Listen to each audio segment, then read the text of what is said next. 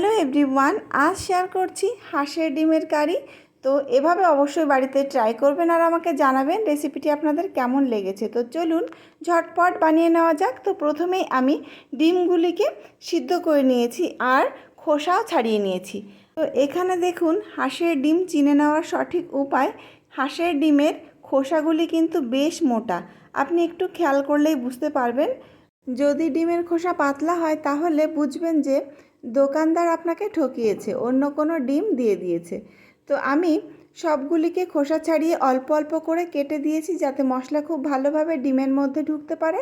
এদিকে একটি কড়াই বসিয়ে দিয়েছি, কড়াইয়ে দিয়ে দিয়েছি অল্প পরিমাণে একটু সরিষার তেল আর সামান্য হলুদ। তারপর একে একে ডিমগুলিকে দিয়ে দিলাম। এবার হালকা হাতে নেড়ে চেড়ে ফ্রাই করে নেব, তবে গ্যাসের ফ্লেম কিন্তু এই সময় লোয়ে থাকবে। সামান্য নুন দিয়ে দিলাম। এবার নেড়ে চেড়ে আমি ডিম ফ্রাই করে নেব। তো 1 মিনিট মতো নেড়ে নেওয়ার পর দিয়ে দিলাম অল্প পরিমাণে একটু রেড চিলি পাউডার, যাতে ডিমের কালার খুব সুন্দর আসে। তারপর আবারও 1 থেকে 2 মিনিট মতো নেড়ে নিয়ে তুলে নিলাম।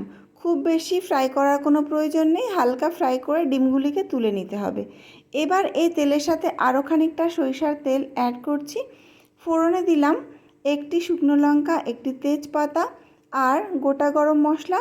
গোটা গরম মশলার মধ্যে রয়েছে এলাচ, দারচিনি আর লবঙ্গ। সাথে দিলাম হাফ টিস্পুন গোটা জিরে। হালকা হাতে একটু নেড়ে নিলাম আর যখন বেশ ভালো একটি ফ্লেভার এলো তখন আমি মাঝারি সাইজের একটি পেঁয়াজ কুচি করে রেখেছিলাম, তো সেটি দিয়ে দিলাম। এই সময় গ্যাসের ফ্লেম একটু বাড়িয়ে দিয়েছি। কন্টিনিউ নেড়ে চেড়ে পেঁয়াজ ফ্রাই করে নিতে হবে, তবে যাতে তাড়াতাড়ি পেঁয়াজ ভাজা হয়ে যায় তার জন্য সামান্য নুন আর হলুদ দিলাম। এবার 1 থেকে 2 মিনিট কন্টিনিউ নেড়ে গ্যাসের ফ্লেম মিডিয়ামে রেখে পেঁয়াজ গোল্ডেন ব্রাউন করে ভেজে নিলাম আর সাথে দিলাম একটি মাঝারি সাইজের টমেটো পেস্ট। আপনারা চাইলে টমেটো কুচিও দিতে পারেন। তো গ্যাসের ফ্লেম একই অবস্থাতে রেখে আমি কন্টিনিউ নেড়ে বেশ ভালো করে মশলা কষিয়ে নিলাম। তো দেখুন যখন পেঁয়াজ আর টমেটো বেশ ভালোভাবে ভাজা হয়ে গেল তখন আমি দিয়ে দিচ্ছি বাটা মশলা। তো এই মশলার মধ্যে রয়েছে জিরে, ধনে, শুকনো লঙ্কা, রসুন, আদা। আমি মিক্সিতে পেস্ট করে রেখেছিলাম, সেখান থেকে 2 চামচ দিয়ে দিয়েছি। সাথে দিলাম 1 টিস্পুন রেড চিলি পাউডার, স্বাদ মতো চিনি আর সামান্য উষ্ণ গরম জল, যাতে মশলা পুড়ে না যায়। এবার গ্যাসের ফ্লেম আমি মিডিয়ামে রেখে বেশ ভালো করে নেড়েচেড়ে মশলা কষিয়ে নেব। প্রথমে 1 থেকে 2 মিনিট আমি গ্যাসের ফ্লেম মিডিয়ামে রেখে নেড়ে চেড়ে নিয়ে তারপর গ্যাসের ফ্লেম লো রেখে মশলা বেশ ভালো করে কষিয়ে নিয়েছি।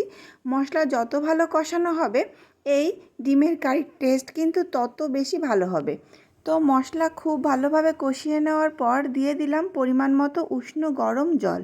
অবশ্যই গরম জল দেওয়ার চেষ্টা করবেন, তাহলে কিন্তু এই রান্নার স্বাদ অনেক বেশি বেড়ে যাবে।